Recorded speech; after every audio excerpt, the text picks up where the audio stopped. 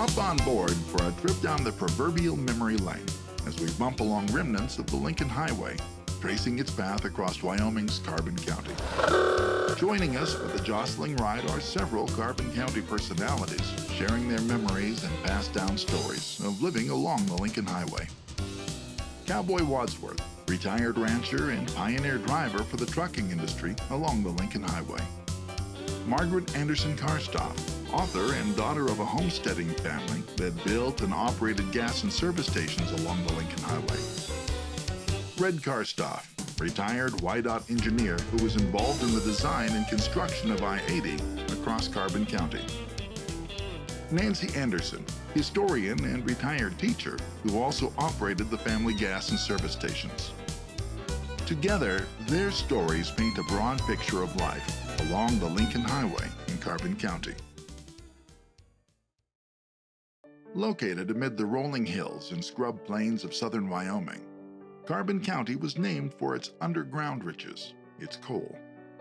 It was this mineral wealth that led Union Pacific Railroad to cross this inhospitable land with the first transcontinental railroad in the mid-19th century.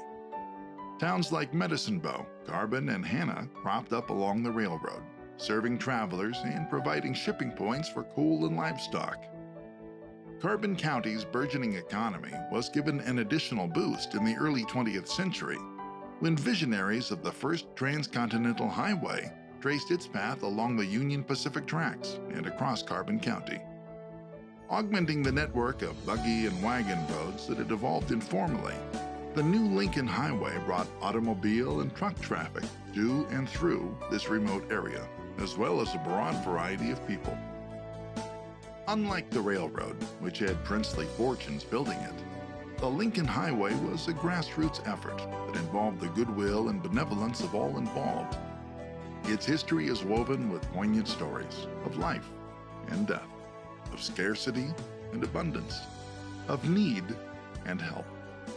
The Lincoln Highway was followed by U.S. Highway 30 and eventually succeeded or bypassed by Interstate 80.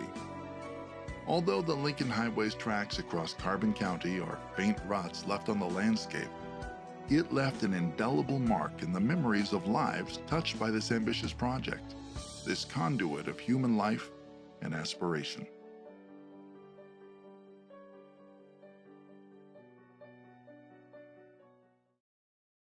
But they do stop. Wyoming people will. Wyoming people. I was just going to say, Wyoming people will be the ones that stop. I had a guy tell me the other day that he was someplace and it was a busy time, and he says, 5 guys from Wyoming stopped and I'd hardly gotten my car stopped. Stopped to see could they help him. No, Oh, yeah. no, we're Yeah, okay. that's right. Right. We still cling to that inclusion. And We're another part thing- of everybody. I had a guy come through Saratoga last summer, and I was broken down, and he gave me a ride into Saratoga, and he said, one of the things I noticed that he was from Arkansas or someplace, everybody waves. I said, yes, if you don't wave, they don't think you appreciate them. Everybody waves. Oh, we always wave at each other. Right, it doesn't matter whether you know them or not, you wave. Like so much of the U.S. West, Carbon County was settled when the Union Pacific was laid across the open landscape. When the Lincoln Highway followed, entrepreneurs and landowners threw up motels, campsites, gas stations, and other amenities to serve passers-by and the growing population of this previously underinhabited region. A few of these landmarks are still visible today. However, much of the route of the old Lincoln Highway as it crosses Carbon County is on private property, where it either serves as ranch roads or is slowly being absorbed into the landscape. Traveling east to west, our tour begins in Medicine Bow. This town started as a tie-hacking site, where trees felled on Elk Mountain were brought, worked, and floated down the nearby Medicine Bow River for construction of the Union Pacific Railroad. In 1868, it became a watering station for the railroad and a permanent town.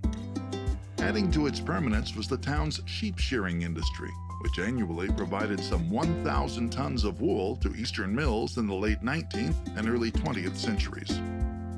Medicine Bow also served at this time as the largest shipping point for range livestock on the UP line, loading out cattle raised as far away as Idaho and Montana. The town's fame, however, dates to 1902 and the publication of the first Western novel ever written, Owen Wister's The Virginian, which was set and written in Medicine Bow, made into a classic Gary Cooper film in 1929, and turned into a TV show in the early 1960s. Capitalizing on this fame and helping propel it into the future, the Virginian Hotel was built in 1911 and served Lincoln Highway travelers as soon as it was routed through here in 1913. This four-story hotel continues to dominate the landscape and punctuate the convergence of the old highway with US 30 and the still bustling railroad. The sandy soils near Medicine Bow were treacherous for early vehicular traffic. When the Army caravan came through here in 1919, 12 bridges in the vicinity had to be rebuilt or reinforced for the heavy Army trucks to pass.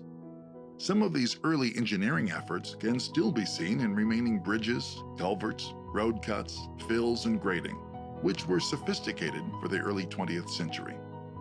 Over time, the Lincoln Highway and its immediate descendant, Highway 30, were straightened, widened, paved, and improved in other ways, in large part to accommodate the expanding trucking industry and its needs, including the growing length of vans. Now, they weren't big like today's big. My first truck was a 24-footer, and that was as big as you could buy, semi-box. Then when they went to 28s, oh, they'll never go farther than that. Then they went to 32s, and then they went to 36, and then they went to 40s, and then 44s, and then to 53s and 55s. Does it ever stop?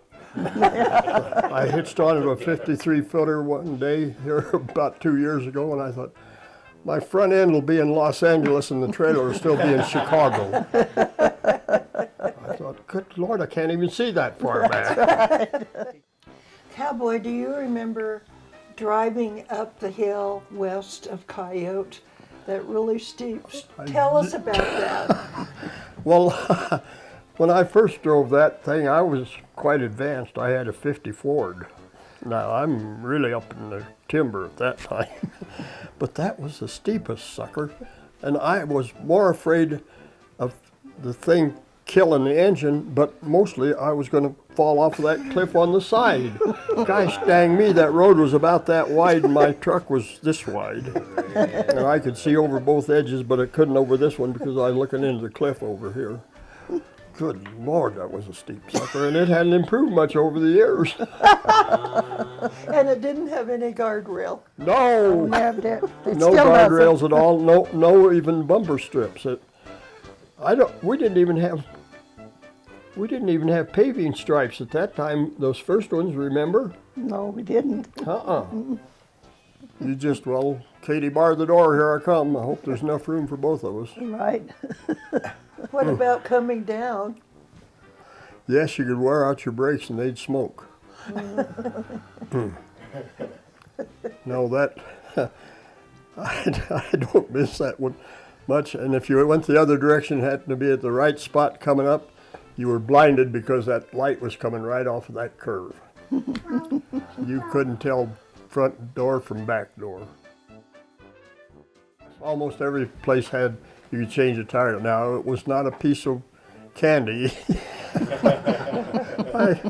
We had those 13 nut double lug Bud wheels. 13 nuts. The devil invented those things. And you couldn't get them off, and if you did, you couldn't get them back on. And they wouldn't fit. And then trying to get the bead broken with a hammer and a drive thing before the machines came out. Yeah. Oh, what a turmoil. And then a big old pry bar to pry it off the rim. You had a great big old four-handle, a four-way, and it had a different size nut on each one of the four. And one of those would fit, and the handles were literally that far apart. But if you couldn't break it loose with that, you had a breaker bar which would stick out here at least 5 feet, so you could get a lot of torque on it. Do you remember people changing gear Oh, sure. with that four? But the fourth thing, I know Oh, yeah. exactly what you're talking about. I used them too. Uh-huh. Yeah. Right. They'll only, oh, it's hard to change, to break a tire. Oh, yes. 30 was a definite improvement.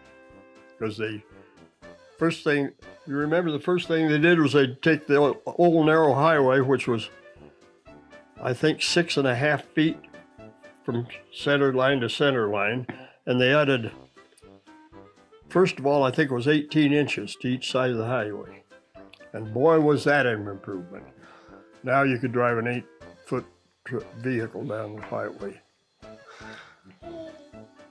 Prior to being straightened and smoothed, however, the Lincoln Highway strung together existing roads and towns.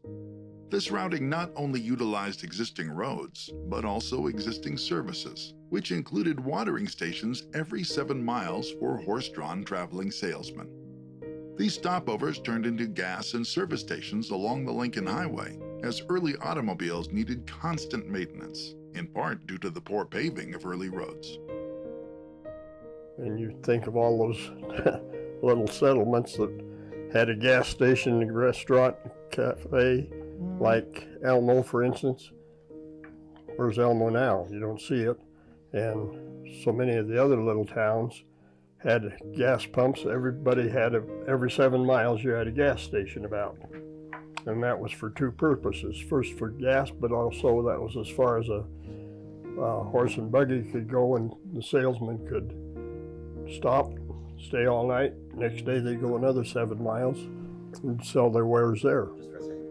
Well, Watkins products, for instance, groceries and stuff like that. And also people would sell insurance, life insurance, going from town to town. Every little town had a grocery store. And now in my county, there's one grocery store in the whole county. 4 towns don't even exist anymore. Located about 10 miles west of Medicine Bow is the ghost town of Carbon, for which the county was named.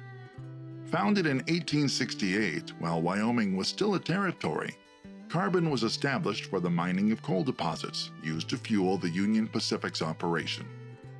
Through the 1880s, 7 coal mines and several thousand residents transformed this now empty hillside into a metropolis. Labor disputes with the largely British immigrant miners led to a shift in the 1890s toward the employment of Finnish and other Scandinavian miners. By 1902, the mines had played out, and fire had wiped out much of the town. By the time the Lincoln Highway rolled through, the town was already diminishing. In 1889, the Union Pacific started mines and mine villages 9 miles north of Carbon, in what became known as Hanna. 10 years later, the railroad was rerouted through Hanna, eclipsing Carbon forever. Unlike Carbon, Hanna was a company town and neatly laid with rows of identical houses. You see, in Hanna, during this period, everything was the Union Pacific store because it was a company town. Mm-hmm. And the Union Pacific store, you could buy everything from a thimble to an automobile. That's right. You know, because that was a money-making thing for the coal company, as well as the rentals charged to the miners. So, and the electric, you bought your electricity from the Union Pacific Coal Company, but the miners were, of course, that's a whole different proposition. They were virtually a captive audience. That's right. And the miners would come in and they'd buy groceries. They'd write it down, and the end of the week or month, you get it, okay, your bill's this much.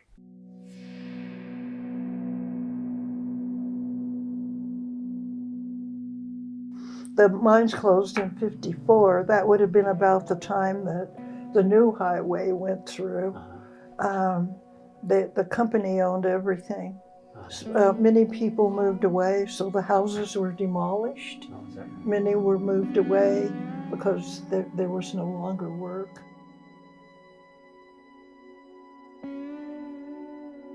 Apart from Japanese coal miners who were segregated, The many ethnic and racial groups of Hana were unusually integrated in the early 20th century.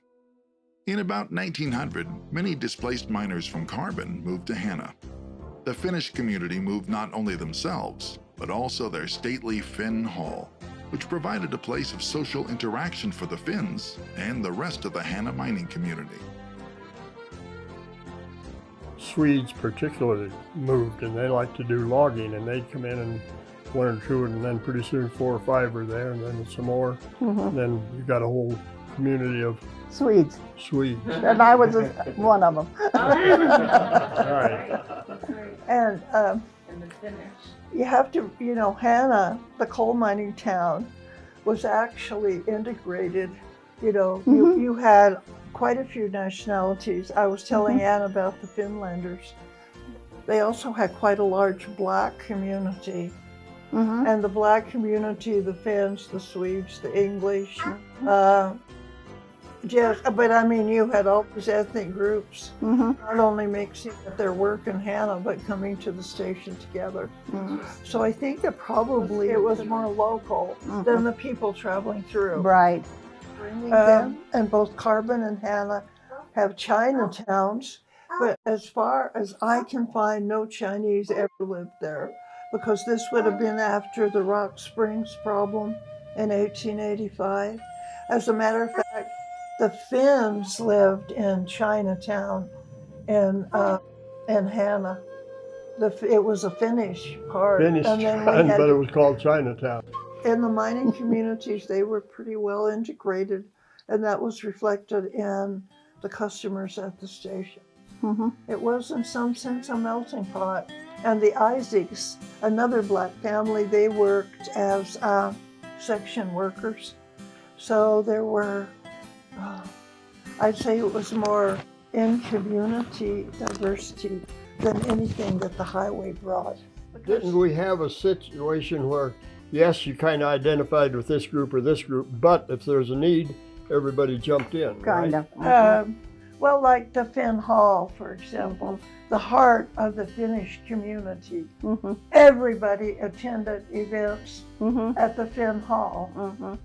And the Union Pacific Coal Company, it's so complicated.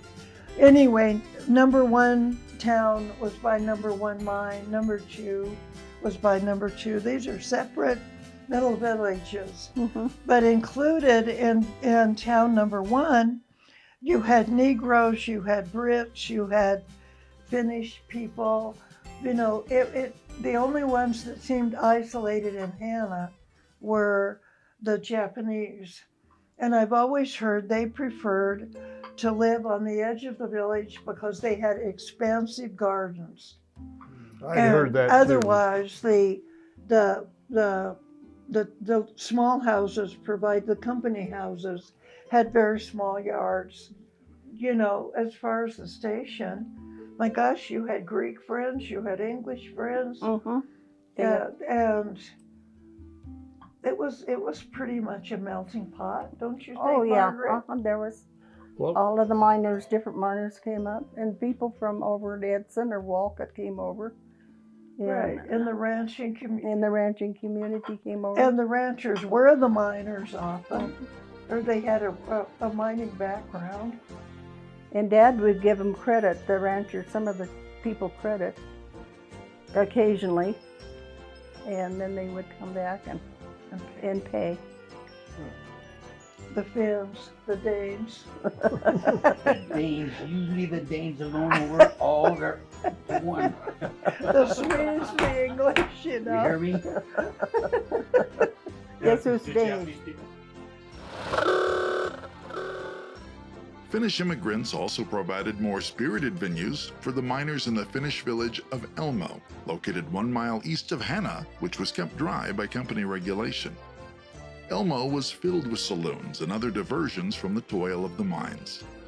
Both Elmo and Hana were in full swing when the Lincoln Highway was routed through here. These communities provided much-needed supplies and services to highway travelers, including the silver cabins, which were memorialized in postcards. and they, in turn, benefited from the new highway traffic and growing access to commercial networks. Once the mines had played out in the 1980s, and I-80 had eclipsed the Lincoln Highway in its twin US 30, bypassing both Elmo and Hanna, Elmo ceased to be, and Hanna has been steadily shrinking. Compared to the deep pockets of the railroad which built Hanna, commercial developments associated with the Lincoln Highway were smaller endeavors and mostly mom-and-pop gas stations, motels, and restaurants. One larger enterprise was the Home Ranch, located 3 miles east of Hanna. This motel, restaurant, bar, and Conoco gas station was built in 1952 along the US 30 Lincoln Highway route and flourished until the 1980s when deprived of its clientele by the construction of I-80. That was sad because, boy, all those little towns had all the accommodations you need, and you could stop at any one of them, get fixed up, and be raring to go. Nancy, help me out. What do we call them? Cabin camps. Cabin camps, remember? Right, there was one. They'd house about 4 people. Might be 1 bathroom for 4 people, but a lot of them, as you came in, you drove in and it was wide enough you could drive your car in, and this side you slept in. Wasn't there one at Home Ranch? Just I was by thinking that. Right. And then at Walcott had 2 or 3. New opportunities for business afforded by motorized traffic led to a handful of service stations opening up across Carbon County. Several of these are still standing today, located on private land. They were frequently family-owned and often turned into local watering holes. There was 5 miles between our place and Walcott, and about 7 down to Dana. Was that all? Mm-hmm. And then you go to Fort Steele. From Walcott to Fort Steele, there was nothing, right, Cowboy? Nothing. He remembers the Fort Steele station and store, which is very rare to find anybody that can do that. That's going back in that antiquity. But I think I'll it seems just- to me like it had snacks and candy bars and maybe pop. Now, I wouldn't guarantee that.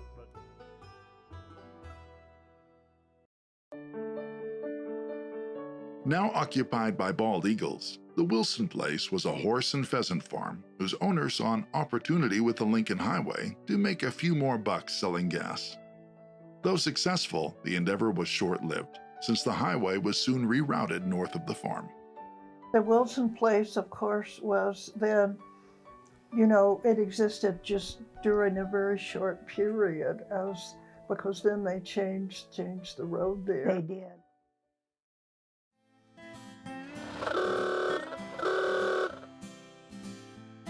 Having a much longer history was the Anderson family's gas station a few miles to the west at Coyote Springs.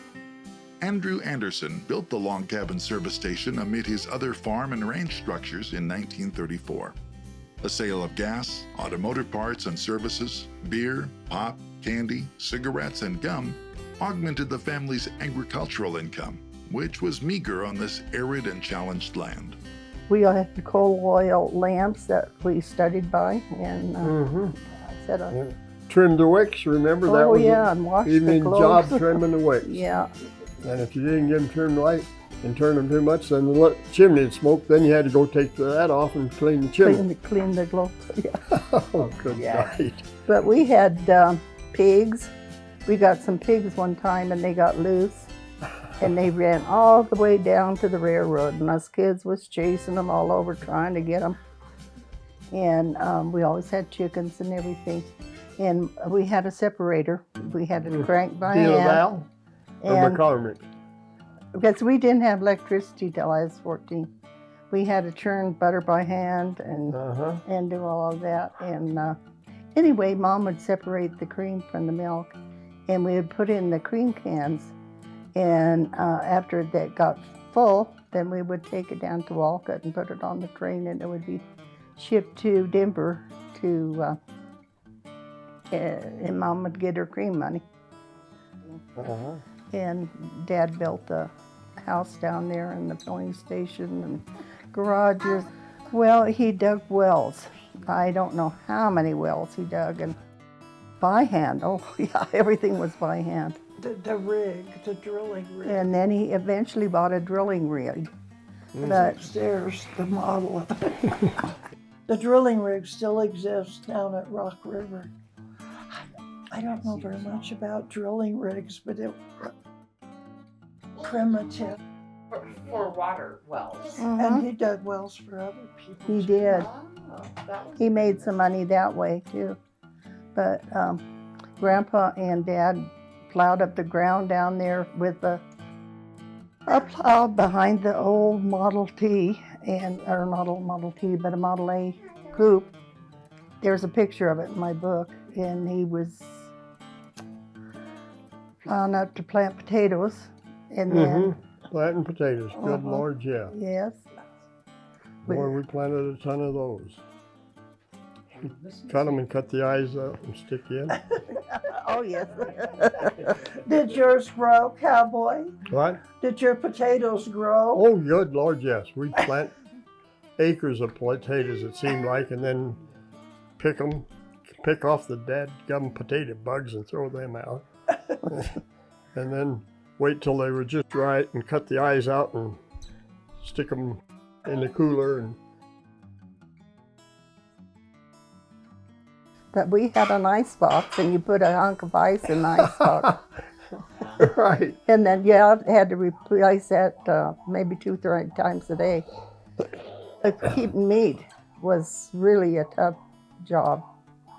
We canned meat, and Mom salted it, and Boy, yes, you did. that was a lot of work. But Now, right, I was 14 before we got electricity and any refrigeration whatsoever. And It'll last all summer, that is. yeah, we would put meat in gunny sacks or that, and then stick it in the ice. Watermelon, we'd get watermelon once a year at 4th of July and put it on the ice. boy, that was living too, wasn't That it? was living. Oh, yeah. And But then remember the ice houses where the guys would take logs and saw them up and make a building and then fill it with sawdust. And they'd get the ice and put it in there in the sawdust, and you could have it all summer long. we bought flour and great big flour sacks, and that was how Well, we and got remember dressed. saving the flour sacks because they had pretty patterns on Oh, them? that's what my dresses were made I of. wore flour sack shirts for years before I knew I there was did. anything else. I did too. Oh, that was fun. And my mother would go when it was time and look through the flour sacks to find a pattern that she wanted. Oh yeah, and I always wanted to get a couple of them that Yeah. matched, so you'd have enough. But Oh, they were. And I don't know, I'm not on the camera. And the old school pictures of Hannah during the years that the highway would have gone through, you can always tell the sisters because they have the same dresses out of the same pattern of flowers. sacks, yeah. Right, you knew what year they were in school. That was a different way of life. But, Oh, guys, it was a different way of life. but we got by and we're healthy. We got by is right. The remote location was also equipped with a traffic flag, used to flag down Greyhound buses to help stranded travelers. Although passers-by were few, the station was always open, and long-lasting bonds were forged with some of the travelers, who continued to send letters and postcards to the Andersons years after their brief pit stops. But it's really kind of amazing because here you have the railroad and then you have the highway and you have the buses. I don't know how I'd forgotten that history, Yeah. but that's a huge, the bus part is really important too. And generally the Andersons, whether it was your grandfather, father, Victor, the 3 generations, they worked really hard, impossibly hard to get people back on the road. And if that seemed impossible, sometimes they flagged down the bus and they left the vehicle and went on. Right, or sometimes the sheriff would come down or whatever, and a patrolman. Right, Off the because all the highways had Greyhound buses too, remember? Yes, the buses you see there. And Oh just my as regular gosh. as clockwork. We had a flag, that red flag, and you'd go out and flag the bus down. Remember the school. bird wells? That was on the new road. So what's that? It was a family, the Birdwells, and they had it from Arkansas. Oh, And they had all these children, and they were pulling a U-Haul. And they broke down. In the U-Haul, they had a cat. And they decided they were on the bus. So Victor put the flag out, and the bus came, but the driver did not want to take the cat. He wanted the cat left in the tall trailer, the trailer they were pulling. And the children cried and cried and cried. And eventually he gave in, and they took the cat, which was fortunate because they did not come back for the trailer until I think the people that owned the trailer came looking for it about 3 years later. It was just pulled up on the hill. A lot of cars were left. And they were migrant workers, and they were down in Greeley. And forever after, every once in a while, I would get a letter from Mrs. Birdwell. The children are doing well here, you know, so and so. I mean, it was wonderful. I wish I'd kept some of them. But it's impossible to measure the people that were helped at all of these. and everybody did it. Oh, Everybody. If somebody All of broke the down, stations. they would come out of the woodwork, it seemed like, to help you out.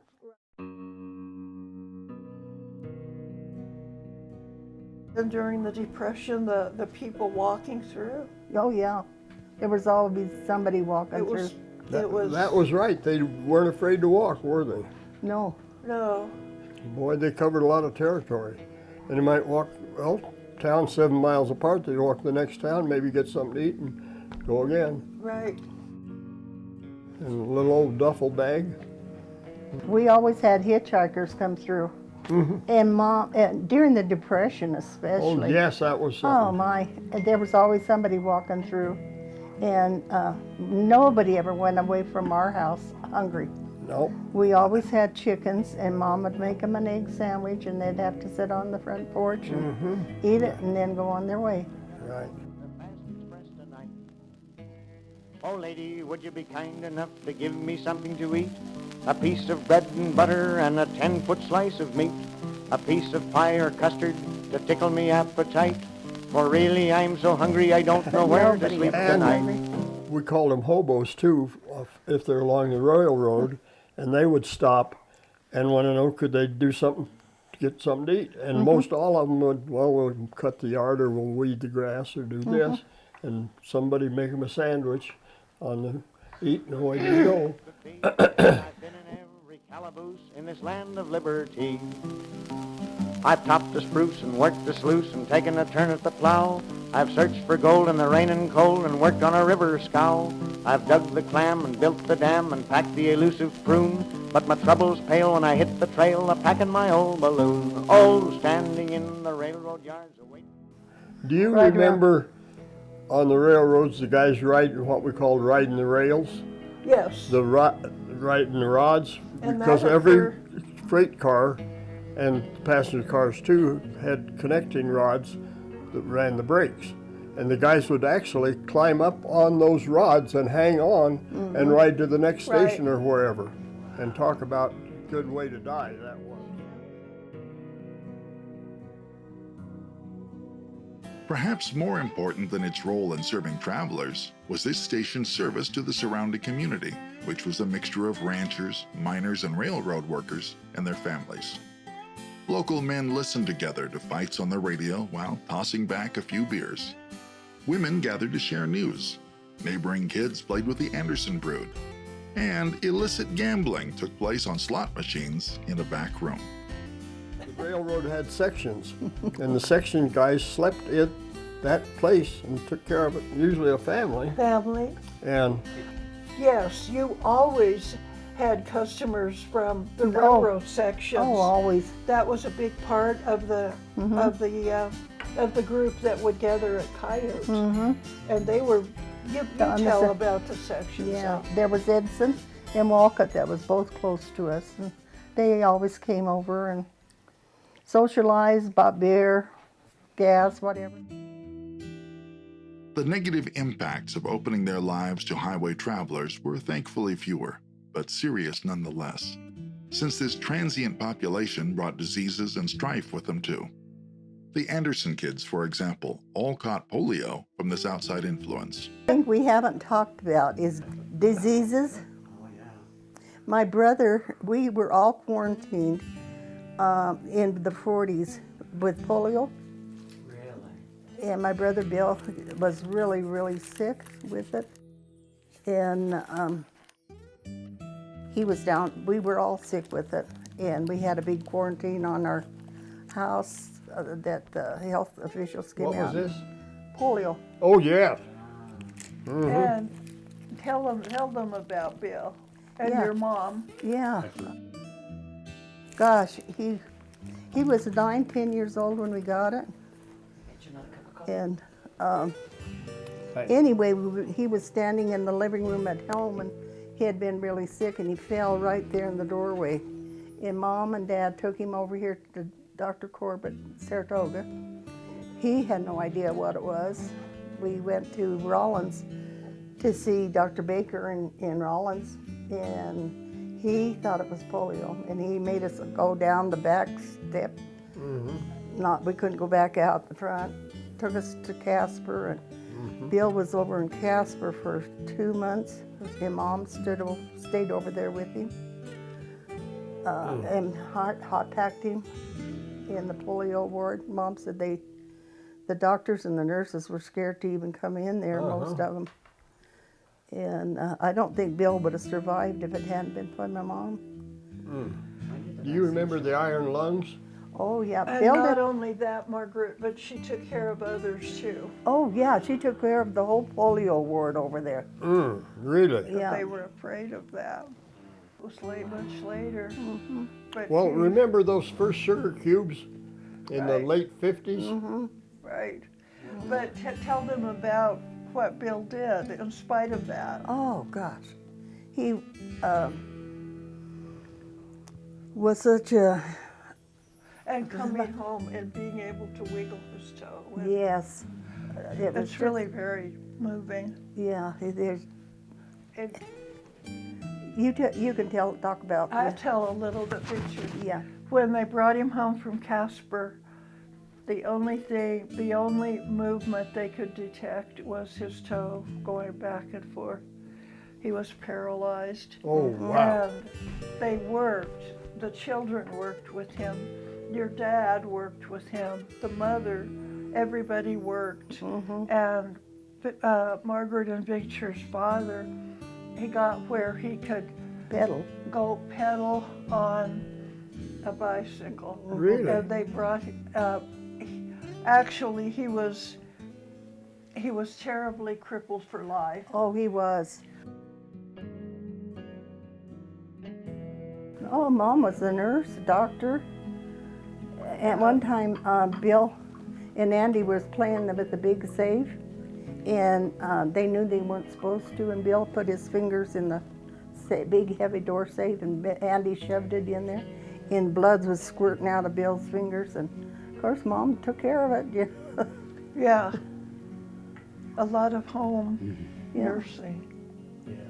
Oh gosh, and animals, Rollins, 25 miles. Well, we really couldn't afford to go to see the doctors either, unless it was absolutely. Still won't go to the doctor. Well, that's the reason. Well, Jim York's comment, I'm in the hospital in Rollins, get me out of here. The Anderson station even provided hot water for a family camping nearby to secure a successful birth for their baby. And the station was also visited by at least 2 bodies of deceased neighbors being transported by their grieving families. It was a large family traveling, and they camped at in the bottom, down there below where the old station is. At least this is Victor's story. He would have remembered it, and I don't. And they sent children up in the evening for hot water. And so Margaret and Victor's mother sent the water down. And in the morning, they came up to the old station, I suppose, to get gas and to thank them. And she had a brand newborn baby. Oh boy. The mother. On the Lincoln Highway. Yeah, born on the Lincoln Highway. Highway 30 was rerouted in 1955 to cross a different part of the Anderson Ranch, leaving the old log cabin service station behind. The family decided to build a new station on the new route. Like the old one, the new station served area travelers, as well as local miners, railroad workers, and ranchers who spent their evenings here socializing. The new station had electricity, indoor plumbing, a coal furnace, and a telephone line, among other amenities. It remained in operation until 1985. What year did you all get electricity then? Do you remember? Yeah, it was in 50. I think About Victor 53. always said 54. 53? My mom paid to have REA come in, and we had to get a bunch of neighbors to go in with us. And Yeah, so, you had to because they wouldn't do Just that long a stretch of wire. Though nothing remains of the once bustling communities of Walcott and Fort Steele, apart from the state historic site, the next stop on the Lincoln Highway does continue to thrive, and that is the beautiful town of Sinclair. Founded as Parco in 1925, this oil refinery company town was planned and designed in Spanish colonial revival style. One reason for Sinclair's success is its location on I-80. The interstate was routed through this place rather than bypassing it as it did Hanna because of its economic importance. As long as transportation depends upon oil, and as long as oil figures largely in the nation's economy, Sinclair will remain in business and on the proverbial map.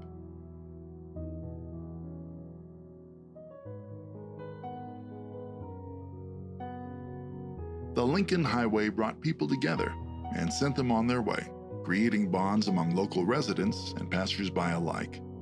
And although its tracks are receding into the ground and into the distant memories of those it served, the glorious idea of transcontinental passage and communication, which fueled this citizen-led effort, is still very much alive. This truth is especially visible in Carbon County, whose rugged landscape is layered with traces of coast-to-coast highways, railroad, and even early cross-country airmail beacons, whose route followed the railroad, also known as the Iron Compass. Layered above are power and communications lines that fuel the nation's energy grid and increasingly essential data network. As we review the ever-changing communication passageways crossing Carbon County during the last 2 centuries, the timeless words of Greek philosopher Heraclitus come to mind. Nothing endures but change. Modes of transportation do evolve. However, the paths we use to move goods and spread ideas persist. So do values, such as lending a hand in times of need, which made friends out of residents and travelers alike along the Lincoln Highway.